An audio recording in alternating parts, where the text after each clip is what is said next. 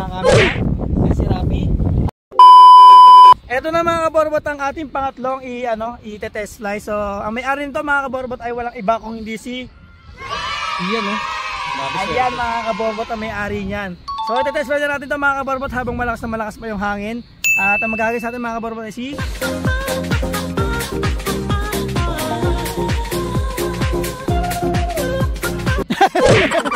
huli! Pero di ko lang huli ko dapat. Si Irish mga kaborbot. Beautiful life, beautiful day. Ang mag-aagis natin at ang nagkakaroon natin. Nahuli ko siya. Hey, so mga kaborbot. Eto na. Yan. Test play na natin bago pa i-test play ng iba. Yan. Ganyan, no? Yan mga kaborbot, ang bago natin kaborbot si Irish, oh.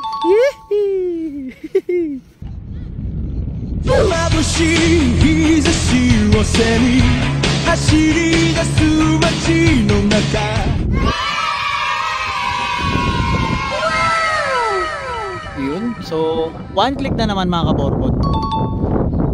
Grabe mga kaborbot, lahat one click.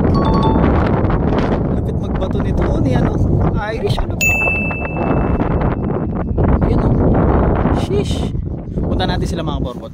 So ito na mga kaborbot at nahagis na yung ating saranggola. Gagawin natin mga kaborbot ay ulit natin, lalargahan ulit natin at hihilahin natin mga kaborbot. Medyo tatasan natin para masureball natin 100% na okay na okay yung lipad niya mga kaborbot. So andito nga pala mga kaborbot si Rapi Boy. Yan, lagi nawawala sa ating mga camera. Yan si Rapi. At nandito rin mga kaborbot si Ichan. Yan mga kaborbot si Ichan. You know, yan. paka-cute eh, no? Oy Rapi, baka maabutin mo yung akin. So ito mga kaborbot, doon kayo sa baba, medyo baba kayo. Doon kayo sa gilid, So ito na mga kaborbot, ano na natin to? Largahan natin mga kaborbot. Baka largahan pa ng iba. So tingnan natin mga kaborbot kung pag-ahon ba nito diretso o kiling. Pero tingin ko one click, lahat one click mga kaborbot. Ayun, kitang kita nyo mga kaborbot, diretso. Gumigilid siya pero sa hangin. Pero pansinin nyo lahat ng saranggola, dun sila papunta lahat. Ayun. So yan mga kaborbot, tuwid-tuwid ang kanyang lipat. Kanino yan? At ito mga kaborbot ay kay Sir. Ayan. Diyan ba yan? Swerte yan. Sir yan. Swerte so yan, puro one click mga kaborbot yung gawa natin. Grabe. Sobrang pantay na pantay yung pagkakagawa natin.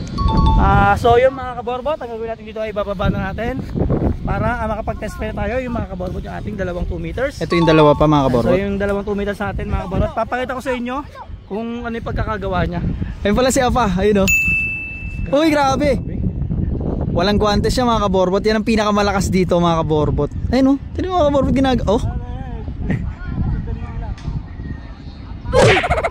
Saktan siya.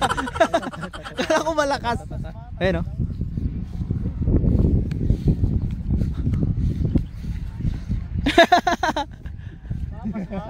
Wasma. Okay. Nagkayas. Nagkayas pala. So yan, bababa na natin ito mga kaborbot at mamaya na lang ulit. Lumakas yung hangin mga kaborbot, pero binababa na po siya ni Daryl. So yan, sama-sama tayo magbaba. Yan. So yan, safe pa rin niya mga kaborbot. Sobrang tibay po ng ating carbon. So wala kayong ano dyan, na mababali siya. So ito na mga kaborbot, na-test natin siya ng 100% na tuwid talaga yung lipad niya.